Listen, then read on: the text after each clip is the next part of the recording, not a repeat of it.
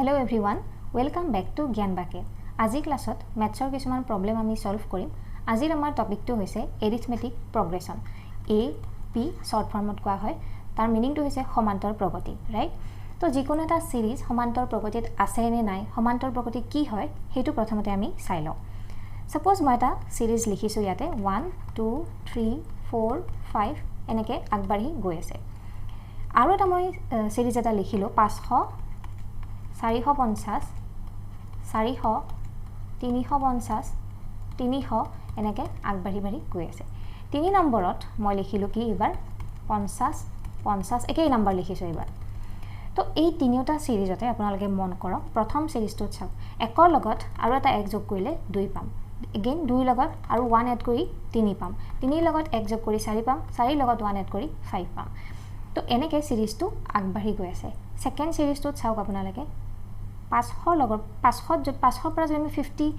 Minus কৰি দিও 450 পাই আছো। 450 পৰা যদি আমি 50 মাইনাস কৰো 400 পাই আছো। তো এনেকে 50 কমি এই সিৰিজটো আগবাঢ়ি গৈ আছে, ৰাইট? ঠিক তেনেদৰে 3 নম্বৰ সিৰিজটোত চাওক 50 50 50 তাৰমানে গোটেইটা টাৰ্ম একেই হয়। 50 লগত 0 যোগ কৰি 50 পাইছো, 50 লগত 0 যোগ কৰি 50 পাইছো। তো তাৰ মিনিংটো কি হৈছে সমান্তৰ প্ৰগতি এনেকুৱা কিছুমান সংখ্যাৰ এখন তালিকা য'ত প্ৰথম যেটো নাম্বাৰ থাকিব সেই নাম্বাৰটো ঠিকই থাকিব, তাৰ পিছত বাকি যিবিলাক নাম্বাৰ আহিব সেইবিলাক এটা নিৰ্দিষ্ট সংখ্যা যোগ কৰি পোৱা নাম্বাৰ হ'ব, ঠিক? আৰু এই যেটো নিৰ্দিষ্ট সংখ্যা হ'ব ইয়াত 1 1 1 এক কৰি এক যোগ কৰি আমি পাই আছো। সেই ইয়াত এইটো ক্ষেত্ৰত 1 বা ইয়াত -50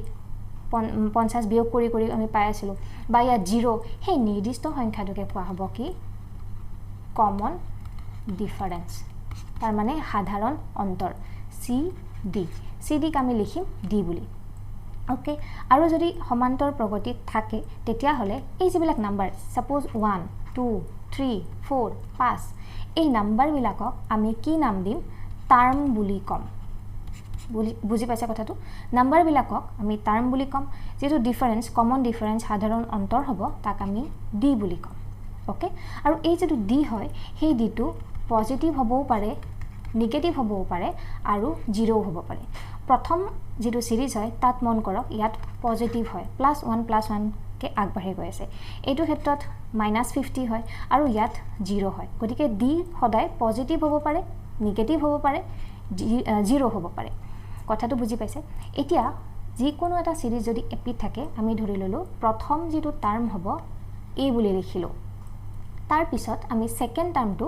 এৰ লগত যদি কমন ডিফাৰেন্সটো যোগ কৰি দিও তেতিয়া আমি সেকেন্ড টাৰ্মটো পাম। ওকে, তো থাৰ্ড টাৰ্মটো আমি লিখিব হলে A +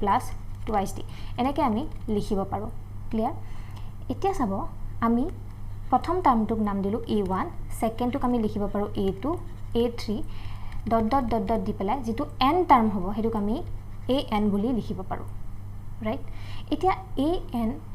ধৰক আপোনালোকক এটা সিৰিজ দিয়া থাকিলে সাপোজ এইটো 1 2 3 4 5 এনেকে সিৰিজ এটা দিয়া আছে। ইয়াৰে 50 নম্বৰ টাৰ্মটো কি হ'ব তেনেকুৱাকে প্ৰশ্ন আহে বা ইয়াত 500 450 400 350 এনেকে সিৰিজটো দিয়া আছে। ইয়াত 20 নম্বৰ টাৰ্মটো কি হ'ব তেনেকুৱাকে পৰীক্ষাত প্ৰশ্ন আহে, ঠিক আছে? তো হেতু প্ৰশ্ন কৰিবৰ কাৰণে আপোনালোকে এই ফৰ্মুলাটো মনত ৰাখিব AN = A মানে যেটো প্ৰথম term plus n-1 into D। এই ফৰ্মুলাটো আপোনালোকে মনত ৰাখিব লাগিব। Okay, AN = A + n-1 into D। এতিয়া আমি কোৱেশ্চন কৰিম তেতিয়া আপোনালোকৰ ভালকে ক্লিয়াৰ হৈ যাব। এতিয়া এইটো প্ৰশ্নত চাওক কি কৈছে find out the 10th term of the AP 2 7 12 dot dot dot. তাৰ মানে এটা সিৰিজ আমাক দিয়া আছে 2 7 12 ডট ডট ডট। এই সিৰিজটোৰ 10 নম্বৰ টাৰ্মটো কি হ'ব হেতু আমি উলিয়াব লাগে, ঠিক? এই সিৰিজটো দিয়া আছে আমি লিখি ললো। তো প্ৰথম যেটো নাম্বাৰ প্ৰথম যেটো টাৰ্ম হেতু A = 2 আমি লিখিব পাৰো। D কিমান হ'ব সেকেন্ড টাৰ্মটোৰ পৰা যদি আমি প্ৰথমটো মাইনাস কৰি দিও তেতিয়া আমি D টো পাই যাম। তো 7 - 2 = 5। তো আমি A ৰ ভ্যালু পালো, D ৰ ভ্যালু পালো। আমাক কি উলিয়াব দিছে 10 নম্বৰ টাৰ্মটো উলিয়াব দিছে। তাৰ মানে A10 ৰ ভ্যালু আমাক উলিয়াব দিছে। ওকে, আমি সকলোৱে জানো কি জানো AN মানে কিমান A + n-1 into D। ইয়াত আমি লিখিম A10 = A মানে 2 প্লাছ n minus 1 n মানে 10 minus 1 into d এই যেটো আমি d পালো 5 তো এইটো যদি আপোনালোকে সিম্পলিফাই কৰি দিয়ে তেতিয়া আনসাৰটো ওলাই যাব 2 plus 10 minus 1 9 into 5 তো 2 plus 9 into 5 45 equal to 47 এইটো হ'ব আমাৰ উত্তৰ বুজি পাইছা কথাটো কি হ'ব তো তাৰ মানে এই সিৰিজটো 10 নম্বৰ এনেকে 2 7 12 এনেকে লিখি গৈ থাকিলে আমি যেটো 10th টার্ম পাম 10 নম্বৰৰ যেটো টাৰ্ম পাম সেইটো 47 পাম তো তেনেকে উলিয়াব পাৰিব পৰীক্ষাত আহিলে তো এতিয়া মই আপোনালোকক 10 নম্বৰটো এইটো সিৰিজৰ 10 নম্বৰটো উলিয়াই দেখুৱালো আপোনালোকে 15 নম্বৰ টাৰ্মটো কি হ'ব 15th টাৰ্মটো কি হ'ব এই সিৰিজটোত হেতু সকলোৱে কৰিব কৰি পেলাই কমেন্ট সেকশনত জনাব ওকে তো এনেকুৱা আহিলে আপোনালোকে পৰীক্ষাত কৰিব পাৰিব এতিয়া আৰু এটা কোৱেশ্চন চাইছো চাও এইটো জেডব্লিউ এইবাৰৰ এক্সামত আহিছিলে এইটোত কি দিয়া আছে 10 7 4 এই সিৰিজটোৰ 30 নম্বৰ টার্মটো আমি উলিয়াব লাগে তো এইটো কেনেকৈ উলিয়াম একেই হয় আমাক কি দিয়া আছে 10 7 4 এনেকৈ সিৰিজটো আগবাঢ়ি গৈছে ইয়াত a কিমান হ'ব যেটো প্ৰথম টাৰ্ম হ'ব হেতুৱে a d কিমান হ'ব সেকেন্ডৰ পৰা আমি প্ৰথমটো মাইনাস কৰি দিম 7 minus 10 equal to -3 10 - 7 নকৰিব কিন্তু 7 - 10 সেকেন্ড টার্ম ওকে d ভ্যালুটো সদায় কেনেকৈ উলিয়ায় a k + 1 minus a k ইয়াত যদি k ভ্যালু আমি 1 পুট কৰো তেতিয়া হলে a 1 + 1 2 minus a1 যেটো 2 নম্বৰ টাৰ্ম হেতুৰ পৰা যেটো 1 নম্বৰ টাৰ্ম তাক আমি মাইনাস কৰি দিলে d ভ্যালুটো পাই যাম তো সদায় মন কৰিব এটো উল্টা নকৰিব d ভ্যালু নেগেটিভ হ'ব পাৰে আমি আগত পাই থৈছো গতিকে 7 - 10 d ভ্যালু ইয়াত -3 ৰাইট আৰু n ৰ ভ্যালু 30 কাৰণ আমাক 30 নম্বৰ টাৰ্মটো উলিয়াব দিছে ওকে এতিয়া an এবাৰ লিখি দিছো equal to an = a plus n minus 1 into d তো ইয়াত আমাৰ কি হ'ব a 30 ওকে কাৰণ 30 নম্বৰ টার্মটো আমাক উলিয়াব দিছে a মানে কিমান a হৈছে এইটো 10 10 লিখিলো ইয়াতে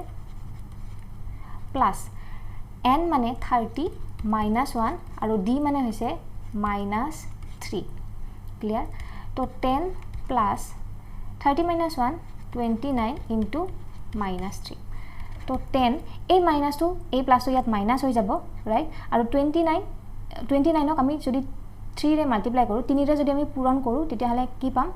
7 8 87 পাম ওকে তো 10 - 87 = -77 এইটো হ'ব আমাৰ উত্তৰ তো এনেকে মাইনাসত আহিলেও আপোনালোকে কৰিব পাৰিব এইটো সদায় মন কৰিব সেকেন্ডৰ পৰাহে প্ৰথমটো মাইনাস বিয়োগ কৰিব যেতিয়া কমন ডিফাৰেন্সৰ কথা আহে ওকে তো ইয়াৰ এই প্ৰশ্নটোৰ উত্তৰ -77 এইটো এইবাৰ আহিছিলে পৰীক্ষাত জেডব্লিউ তো এতিয়া আৰু এটা আমি কোৱেশ্চন চাব এইটো এইবাৰ এক্সামত আহা জেডব্লিউ এক্সামত আহিছিলে সেক্ৰেটাৰিয়েটৰ এইবাৰ কি কৈছে চাব which term of the AP 3 8 13 18 ... is 78 তাৰ মানে এটা আমাক সমান্তৰ প্ৰকৃতিত থকা এটা সিৰিজ দিছে কি বুলি কৈছে 3 8 13 18 এনেকে আগবাঢ়ি গৈ আছে ইয়াৰে কোনটো টার্ম 78 হ'ব হেতু আমি উলিয়াব লাগে রাইট তো এই সিরিজটোত আমি যদি a কিমান বুলি হুদু a কিমান হ'ব প্ৰথম যেটো টাৰ্ম হেতু a 3 d কিমান হ'ব সেকেন্ডৰ পৰা প্ৰথমটো মাইনাস কৰি দিম 8 - 3 = 5 ওকে তো আমি ধৰি ললো যেটো এন্ড টাৰ্ম হয় হেতু 78 আমি এটো ধৰি ললো জাস্ট ধৰি ললো ওকে তো তাৰ মানে আমি লিখিব পাৰো a n = 78 n নম্বৰ টাৰ্মটো 78 বুলি আমি ধৰি লৈছিলো তো a n মানে কিমান a plus n minus 1 into d = 78 এর ভ্যালু আমি জানো 3 n minus 1 আমি n টো উলিয়াব লাগে ন তো d এর ভ্যালু 5 = 78 এতিয়া 3 plus 5n minus 5 = 78 এটো একো নাই সিম্পলিফাই কৰিলে হল 5n 78 আৰু ইফালে এটো +2 হৈ যাব ৰাইট এটো 3 পৰা যদি -5 কৰম -2 টো যদি হেফালে লৈ যাও তেতিয়া প্লাস হৈ যাব 5n = 78 + 2 80 5n মানে যদি 80 n মানে কিমান হ'ব 80 আমি 5 ডিভাইড কৰিম তাৰ মানে 16 এইটো হৈছে আমাৰ উত্তৰ তাৰ মানে এই সিৰিজটোৰ যেটো 16 নম্বৰ টাৰ্ম হ'ব হেতুৱে 78 হ'ব বুজি পাইছে এনেকৈ আহিলে এনেকৈ কৰিব লাগিব আমি ধৰি লম যে n নম্বৰ যেটো nth টাৰ্ম আছিল হেতু 78 আছিল সো an মানে আমি তো জানো an মানে a + n - 1 * d ইয়াত পুট কৰি দিব যিখিনি দিয়া থাকে তো এনেকৈ আনসাৰটো উলিয়াব পাৰিব এটো পৰীক্ষাত অহা প্ৰশ্ন হয় তো এনেকুৱা লেভেলৰ প্ৰশ্নবিলাকে আপোনালোকে প্ৰেক্টিস কৰিব লাগিব ওকে নেক্সট কোৱেশ্চনটো আমি চাইছো এবাৰ কি কৈছে আমাক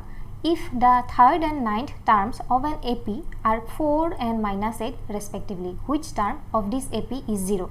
তাৰ মানে চাব এটা সমান্তৰ প্ৰগতি দিয়া আছে সেই সমান্তৰ প্ৰগতিটোৰ 3 নম্বৰ টাৰ্মটো 4 হয় আৰু 9 নম্বৰ টাৰ্মটো -8 হয় তো আমাক উলিয়াব দিছে সেই সমান্তৰ প্ৰগতিটোৰ কোনটো টাৰ্ম 0 হ'ব তাৰ মানে সেই সমান্তৰ প্ৰগতিটোত কোনবা এটা টাৰ্মটো 0 হয় আমি বিচাৰি উলিয়াব লাগে কোনটো টাৰ্ম 0 হয় কেনেকৈ কৰিম আমাক কি দিয়া আছে সেইখিনি প্ৰথমতে লিখি লব তেতিয়া নিজে নিজে ৰাস্তা ওলাই যাব আমি কেনেকৈ কৰিম আমাক দিয়া আছে a3 = 4 আৰু a9 = -8 কাৰণ চাও 3 নম্বৰ টাৰ্মটো 4 বুলি কৈছে 3 নম্বৰ টাৰ্মটোক আমি কেনেকৈ ৰিপ্ৰেজেন্ট কৰিব পাৰো a3 9 নম্বৰ টাৰ্মটোক আমি কেনেকৈ ৰিপ্ৰেজেন্ট কৰিব পাৰো a9 টো আমাক -8 বুলি কৈছে এতিয়া a3 ৰ হলত a3 আমি কি লিখিব পাৰো जी আমি তো এটো জানোই an = a + n - 1 * d a plus ইয়াত n মানে তো 3 হয় তো 3 - 1 * d = 4 তাৰ মানে হৈছে কি a plus twice d = 4 এটোক আমি নাম্বাৰিং কৰিলো 1 বুলি ওকে ইয়াত চাব a9 ক আমি কেনেকৈ লিখিব পাৰো a plus n - 1 n মানে 9 9 - 1 * d = -8 তো ইয়াত a plus 8d = -8 এটোক আমি নাম্বাৰ 2 বুলি দিলু ওকে এতিয়া চাওক এই দুটা ইকুৱেচন যদি আমি সলভ কৰি দিও তেতিয়া আমি a ৰ ভ্যালুটো পাম d ৰ ভ্যালুটো পাম 2 ৰ পৰা যদি আমি 1 টো মাইনাস কৰো 2 - 1 তেতিয়া আমি কি পাম a ক্যান্সেল হৈ যাব 4d ৰ পৰা 2d গুচি যাব মই এখিনি মুখে মুখে কৰি দিছো আপোনালোকে এবাৰ কৰি চাব যদি অসুবিধা হৈছে ঠিক আছে এটো চাব এটো মাইনাস কৰিলে আমি এৰ পৰা এটো ক্যান্সেল হৈ গুচি যাব মাইনাস হৈ যাব 8d ৰ পৰা 2d গুচি গলে 6d থাকিব আৰু -8 ৰ পৰা যদি 4 টো মাইনাস কৰো তেতিয়া হলে কি পাম আমি 12 -12 ওকে কাৰণ এটো মাইনাস হৈ যাব -12 পাম তো তাৰ মানে d মানে হৈছে -2 তো আমি d ৰ ভ্যালুটো পালো -2 বুলি এই d ৰ ভ্যালুটো যদি ইয়াৰে কোনবা এটা আমি পুট কৰি দিও তেতিয়া হলে আমি a ৰ ভ্যালুটো পাম সাপোজ আমি ইকুৱেচন 1 ত d ৰ ভ্যালুটো পুট কৰিলো তেতিয়া a plus 2 into -2 okay equal to 4 তো তাৰ মানে a equal to 4 আৰু হেফালে 2 into 2 4 -4 হ'ব -4 টো যদি হেতু সাইডে লৈ যাও +4 হ'ব তো 4 plus 4 ৰ লগত 4 plus 8 তো তাৰ মানে a equal to 8 বুজি পাইছে এখিনি সিম্পল ক্যালকুলেশন যদি অসুবিধা হৈছে এবাৰ নিজে কৰি লব আপোনালোকে তেতিয়া সুবিধা হ'ব d ৰ ভ্যালু পালো আমি 2 আৰু a ৰ ভ্যালু পালো আমি 8 এটা কোনো প্ৰবলেম নাই এটা আমি কৰিব পাৰিম আমাক কৈছে এটা 0 কোনটো টাৰ্মত 0 হ'ব আমি ধৰি ললো আগৰ নিচিনাকে যেটো nth টাৰ্ম হেতুত 0 হ'ব তাৰ মানে an = 0 হ'ব বুলি আমি ধৰি ললো an মানে কিমান আছিল a plus n - 1 into d = 0 তো a ৰ ভ্যালুটো আমি পাই গলো a ৰ ভ্যালু 8 plus n - 1 d ৰ ভ্যালু -2 = 0 এটো সিম্পলিফাই কৰিলে आंसर ওলাই গল কেনেকৈ কৰিম 8 এটো -2 আৰু n -2 n plus 2 = 0 তাৰ মানে 2 n = 10 that means n = 10 যদি 2 ৰে ডিভাইড কৰো তেতিয়া হলে কি পালো 5 এইটোৱে হৈছে আমাৰ आंसर তাৰ মানে যেটো 5th টাৰ্ম হয় 5th টাৰ্মটো 0 হ'ব এইটো সমান্তৰ প্ৰগতিৰ কেনেকৈ উলিয়ালো ক্লিয়াৰ হৈ গৈছে সকলোৰে এবাৰ ভালকৈ চাব যদি আপোনালোকৰ প্ৰবলেম হৈছে ভিডিওটো পজ কৰি ভালকৈ চাই লওক কেনেকৈ কৰিলো 3 নম্বৰ টাৰ্মটো কি বুলি দিয়া আছিল আমি লিখিলো 9 নম্বৰ টাৰ্মটো কি বুলি দিয়া আছিল আমি লিখিলো সেইখিনি আমি সলভ কৰি দিলে a আৰু d ৰ ভ্যালুটো পাই গলো a আৰু d ৰ ভ্যালুটো আমাক লাগিছিলে a আৰু d ৰ ভ্যালু পোৱাৰ লগে লগে আমি আমাৰ ফৰ্মুলাত পুট কৰিব পাৰিলো কাৰণ a n মানে 0 এটো আপোনালোকে ধৰি ল'ব লাগিব সব প্ৰবলেমতে এনেকৈ ধৰি ল'ব যদি এনেকুৱাকৈ উলিয়াব দিয়ে তো ইয়াত ফৰ্মুলাটো পুট কৰি দিয়ক আৰু ভ্যালুখিনি পুট কৰি দিয়ক n ৰ ভ্যালু পাই গলো 5 তাৰ মানে 5 নম্বৰ টাৰ্মটো ইয়াৰ 0 হয় ক্লিয়াৰ নেক্সট এই প্ৰশ্নটোত আমাক কি কৈছে find the sum of first 22 terms of the AP a3 - 2 এই সিৰিজটোত এইটো সমান্তৰ প্ৰগতিৰ প্ৰথম 22টা টাৰ্মৰ আমাক যোগফল উলিয়াব দিছে তো এতিয়ালৈকে আমি যিমানখিনি প্ৰবলেম কৰিলো সলভ সেইখিনিত এনেকুৱা পোৱা নাই আমি যোগফল উলিয়াব দিয়া পোৱা নাই ৰাইট তো তাৰ মানে ইয়াত আমি এটা বেলেগ ফৰ্মুলা ব্যৱহাৰ কৰিব লাগিব হেইটো হৈছে চাব যি কোনো সমান্তৰ প্ৰগতিৰ প্ৰথম nটা টাৰ্মৰ যোগফল আমি যদি sn বুলি কওঁ তেতিয়া হলে কি হ'ব হেতু n/2 whole into twice a plus n-1 into d n/2 whole into twice a plus n-1 into d right এইটো যদি মই অকমান সিম্পলিফাই কৰি দিও চাব twice a কাম মই a plus a বুলি লিখিব পাৰো plus n-1 into d ঠিক আছে তো n/2 ইয়াত a টো ৰাখিলো a plus n-1 into d মানে কিমান এইটো আমি পাই আহিছো a plus n-1 into d মানে হৈছে an মানে হৈছে a plus n-1 into d এটো ফৰ্মুলা আমি আগৰ প্ৰবলেম বিলাকত পালো তো তাৰ মানে sn মানে যিকোনো n প্ৰথম যিকোনো n টা টাৰ্মৰ যোগফল n/2 twice a plus n-1 into d বা a plus n/2 a plus an এনেদৰেও লিখিব পাৰে তো কোৱেশ্চনটোৰ ওপৰত ডিপেন্ড কৰিব আপোনালোকক কেনেকৈ হুৰিছে ৰাইট কেতিয়াবা এটো ফৰ্মুলা ব্যৱহাৰ কৰিবলগীয়া হ'ব পাৰে কেতিয়াবা এটো ফৰ্মুলাও ব্যৱহাৰ কৰিবলগীয়া হ'ব পাৰে তো হেতু আপোনালোকে চাই লব প্ৰথম আৰু শেষৰটো টাইম দিয়া থাকিলে তো এটো আপোনালোকে ব্যৱহাৰ কৰিব পাৰিব তো এই দুটা মই আপোনালোকক দিলু ভালকে নোট ডাউন কৰি ৰাখক এনেকুৱা প্ৰবলেমবোৰ এইটো ফৰ্মুলা ব্যৱহাৰ কৰি আপোনালোকে উত্তৰটো উলিয়াব লাগিব ওকে এতিয়া আমাক কি দিয়া আছিল সিৰিজটো 8 3 - 2 ... এই সিৰিজটোত a কিমান 8 d কিমান 3 minus 8 তাৰ মানে -5d ৰাইট তো a পালো d পালো এতিয়া আমি উলিয়াব লাগে প্ৰথম 22টা টাৰ্মৰ যোগফল তাৰ মানে s22 বুলি যদি আমি লিখো n/2 এবাৰ লিখি দিছো n/2 twice a plus n-1 into d ইয়াত n টো কি হ'ব n টো হ'ব 22/2 2 into a ৰ ভ্যালু হৈছে 8 plus n মানে 22 minus 1 d ৰ ভ্যালু হৈছে -5 ওকে তো 22 divided by 2 11 এটো কিমান হ'ব 2 into 8 16 22 minus 1 21 22 পৰা 1 বিয়োগ কৰিলে 21 21ক যদি 5 ৰে মাল্টিপ্লাই কৰো তেতিয়া হলে 21ক যদি 5 ৰে মাল্টিপ্লাই কৰো কিমান পাম 105 বাট চিনটো কি হ'ব চিনটো মাইনাস হ'ব কাৰণ এটো মাইনাস আছিল তো 16 minus 105 equal to 11 into 16 minus 105 তাৰ মানে 105 ৰ পৰা 16 টো বিয়োগ কৰিব লাগিব চিনটো মাইনাস হ'ব তো এটো কিমান হ'ব 989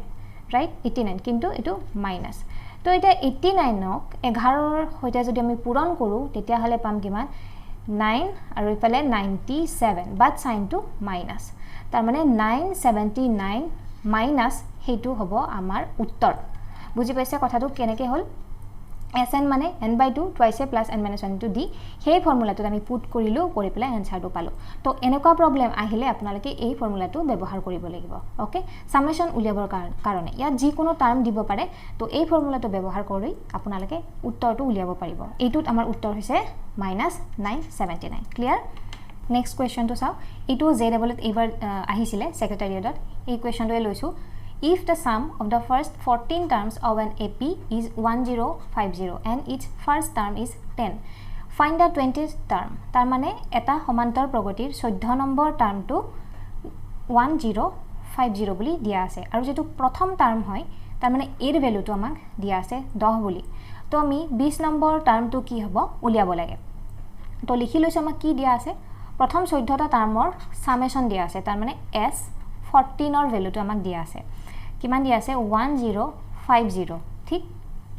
এৰ ভ্যালু দিয়া আছে এ দিয়া আছে আমাক 10 ৰাইট তো তাৰ মানে আমি n টো গম পালো n টো 14 হয় কাৰণ s n মানে আমি এইটো ফৰ্মুলা মতে কৰিছিলো যে তো n তো আমি 14 বুলি ধৰিব পাৰো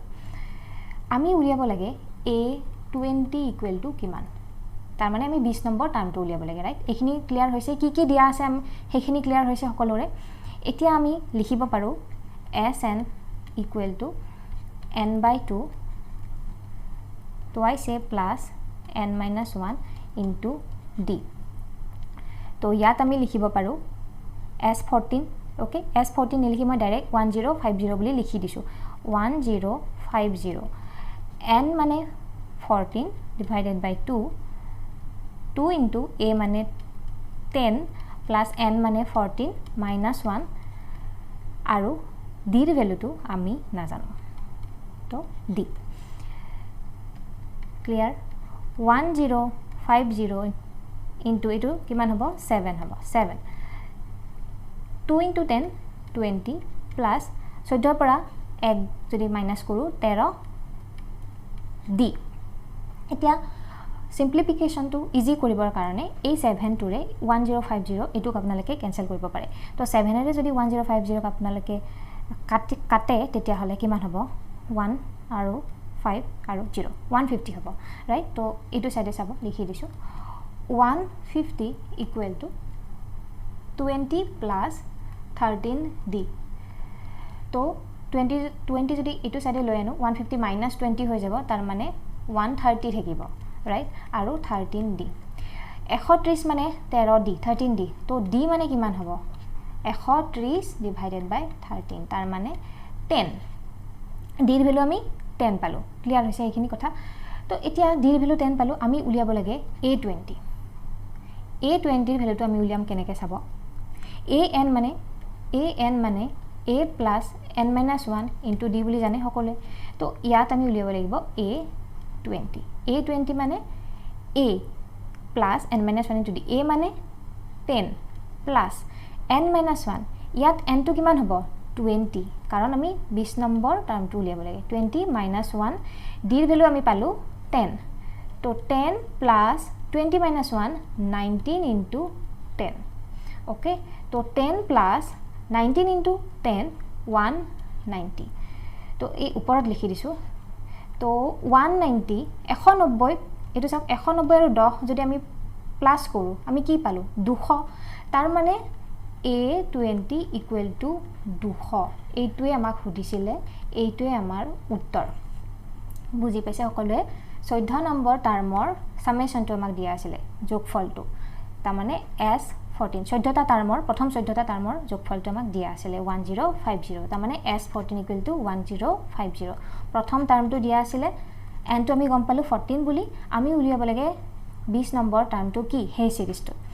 তো এনেকৈ কৰিব পাৰিব প্ৰথমতে d টো আমাক দিয়া নাছিল আমি d টো উলিয়াই ললো এইখিনি তাৰ পিছত d টো যেতিয়া আমি গম পালো আমি a20 ৰ ভ্যালুটো কি হয় উলিয়াব পাৰিলো এই ফৰ্মুলাটোৰ পুট কৰি তো আপোনালোকে ভালকে প্ৰেক্টিস কৰিব এনেকুৱা যিখিনি কৰালো এনেকুৱা এইটো লেভেলৰ কোৱেশ্চন বিলাকে প্ৰেক্টিস কৰিব ইয়াতকে ওপৰত নালাগে এনেকুৱা ধৰণৰ কোৱেশ্চন বিলাক প্ৰেক্টিস কৰিব যিমান পাৰে আশা কৰিছো আপোনালোক সকলোৰে ক্লিয়াৰ হৈ গৈছে এই আজি যিখিনি কৰালো এনেকুৱা ধৰণৰ খিনি আপোনালোকে ৰিভিজন কৰিব আৰু যিমান পাৰে কাৰণ ইয়াত যিখিনি ধৰক এক্সামত আহিছে আমাৰ অসম চৰকাৰৰ তেনেকুৱা লেভেলৰে মই আপোনালোকক প্ৰেক্টিস কৰাইছো জেডব্লিউৰ এক্সামত যিখিনি আহি গল তো জেডব্লিউৰ এক্সামত এইবাৰ 4 নম্বৰ মান আহিছিল এইটো টপিকৰ পৰা গতিকে আপোনালোকৰ যদি আহি যায় যাতে কৰিব পাৰে সেই কাৰণে এই টপিকটো মই আপোনালোকক প্ৰভাইড কৰি দিছো টান নহয় কিন্তু আপোনালোকে অকমান প্ৰেক্টিস কৰিব একো টান নহয় সূত্ৰকেইটা মনত ৰাখিলে এই টপিকটো আপোনালোকে সুন্দৰকৈ কৰিব পাৰিব পৰীক্ষাত তো আপোনালোকে ভিডিওটো যদি ভাল পাইছে লাইক কৰি দিব শেয়াৰ কৰি দিব নেক্সট ক্লাছত আৰু টপিক মই আপোনালোকক প্ৰভাইড কৰিম যদি হে আমাৰ চেনেলটো এতিয়ালৈকে সাবস্ক্ৰাইব কৰা নাই দেন প্লিজ সাবস্ক্ৰাইব টু কৰি নোটিফিকেশন বেলটো প্ৰেছ কৰি ৰাখিব আপডেটবোৰ যাতে আপোনালোকে পাই থাকে তাৰ কাৰণে নেক্সট ক্লাছত লগ পাম থ্যাংক ইউ ভেৰি মাচ